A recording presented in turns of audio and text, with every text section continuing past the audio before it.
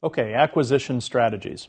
One of the key areas that a CISO or senior security person in an organization, one of their key responsibilities is defining or helping define how that organization acquires stuff.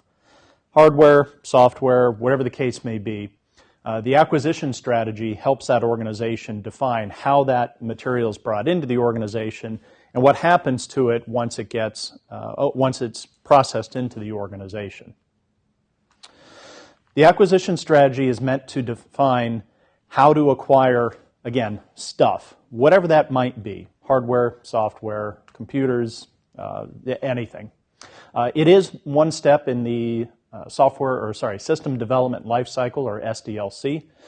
You can see the 5 phases of the SDLC, starting with initiation, and then acquisition and development, implementation, operation, and then disposition.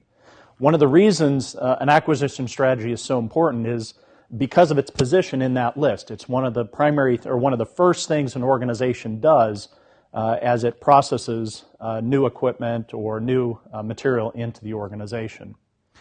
This should be in line with other strategies or other organizational strategies that you might have. You don't want any disconnects between what the organization is buying and what it's operating, let's say. And this acquisition strategy document should provide a list of the roles and responsibilities, milestones, the key processes, key guidance that somebody would need to be able to process material, software, again, that stuff coming into the organization. The point of the strategy document is to establish a common understanding between everybody who's buying stuff, maintaining stuff, operating stuff. Again, and this acquisition policy or acquisition strategy should be documented and repeatable. You don't want to have different rules apply to different people in an organization as they're bringing things into the organization. One of the key areas that gets forgotten about quite a bit in these acquisition strategies is legacy systems. These are systems that you have you've had in your organization for 5 years, 10 years, maybe even 30 years. All of this older systems that you have. And so your acquisition strategy should account for the fact that you have to maintain this old stuff. When are you going to replace it? How do you continue buying parts for it? Whatever the case may be there. But don't forget about the legacy systems as you're going through your acquisition strategy and defining what that strategy should be. And then another major area of the document is to describe the key roles and responsibilities. There are a lot of stakeholders involved in the acquisition process, from purchasing agents to maintainers, the inventory people, lots of different stakeholders in this. But this document serves as a guide for them so that they know what's my role, what's my responsibility in terms of bringing all this stuff into the organization. One of the key aspects of this is to involve security personnel early in the process. You want to make sure that as you're bringing this stuff into your organization, that security requirements are baked into it.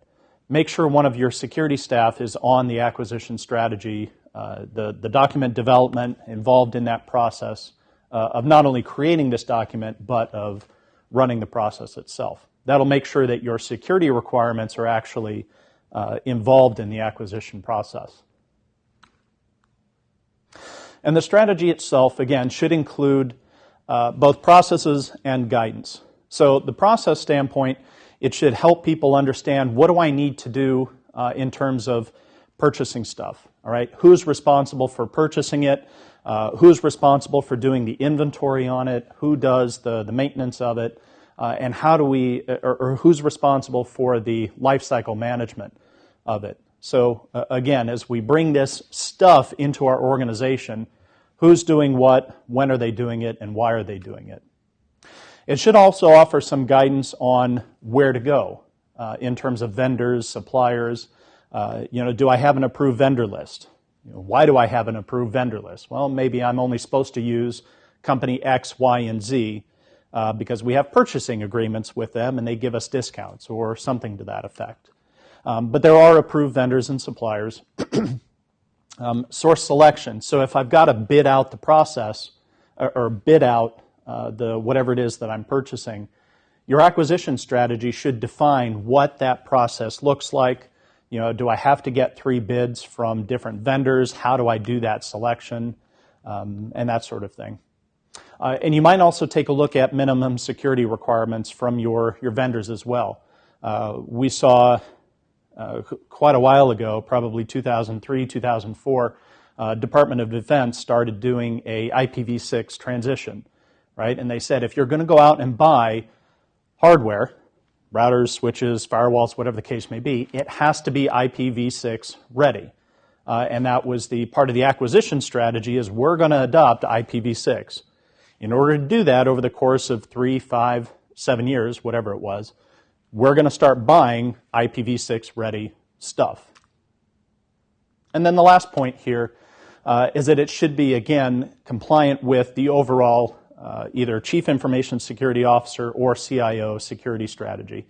Again, you don't want to go buy stuff that has security vulnerabilities in it, that has issues that's going to be, or it's not going to operate on your network. You don't want to have any of those kinds of issues. So make sure that your acquisition strategy is in complete agreement with whatever policies and strategies you have elsewhere. Anything that you buy should be secure. And I know that's a difficult, it's easy to say, but it's very difficult in practice to do. If you look at some of the risks out there of things that you're buying, software that you buy might have undisclosed vulnerabilities in it. The things you buy, routers, picture frames, those electronic picture frames. There's a good case study from Sony a few years ago that had malicious code in it. The whole supply chain concept, you need to make sure that is as secure as possible. And so part of your acquisition strategy has to include proper planning on how do I deal with the supply chain? How do I make sure that the stuff that I'm getting in is at least meets some minimum level of security? And I do that through a needs assessment. What do I need from a security standpoint? I'm defining my security requirements. And then I go out and do an initial risk assessment of the vendor itself and whatever it is that I'm buying from the vendor to make sure that it's going to meet my needs determination or my risk assessment that I just did. And then I can figure out, all right, if that's not going to work, what are my other options? What other hardware, what other software can I buy? Are there things that I can do once I get that stuff into my organization? Do I need to do code reviews on it? Do I need to do firmware, checksums on it to make sure that what I'm getting is actually what I bought and hasn't been altered anywhere in that chain? The minimum security requirements, again, these are things that you want to look at for protecting confidentiality, integrity, and availability of the stuff that you're, not only of the stuff you're bringing in, but the stuff you currently have. So if you look at basic protections for this, it might be making sure that the stuff you're getting has updated antivirus protection. You might consider things like multi-factor authentication, all sorts of things that you can do to look at, all right, what am I getting as part of my acquisition process? And does it meet my security requirements? This is one of the reasons why it's so important to have a security person involved in this process, is they can speak to those individual requirements and they can say, this product has to do this, it has to do that, and my security requirements are now baked into my stuff as it comes into the organization. And all of this stuff is usually dictated through use of contracts or service level agreements and that sort of thing. And so it's important that as you're buying things, you make sure that your security requirements are involved or actually listed in that contract. There are several types of contract vehicles, and it's all part of what you should consider part of third-party assessment, third-party management, vendor management, and making sure that the stuff you're getting is from approved vendors. They're doing their own due diligence on taking care of your information and providing you products that are secure. And so vendor management is this idea that I'm going to buy something from Jane. I'm going to make sure that Jane has information security practices so that when I send her my billing, credit card information, it's not going to get compromised and stolen. And that's the gist of a vendor management program. You can actually execute on that through things like service level agreements, contractual agreements, but these are the documents that you put in place, the agreements you put in place to make sure that what you're buying is what you think you're buying, or you're getting what you think you're buying, and that any part of that transaction, credit card details, personal information, whatever the case may be, is all secure.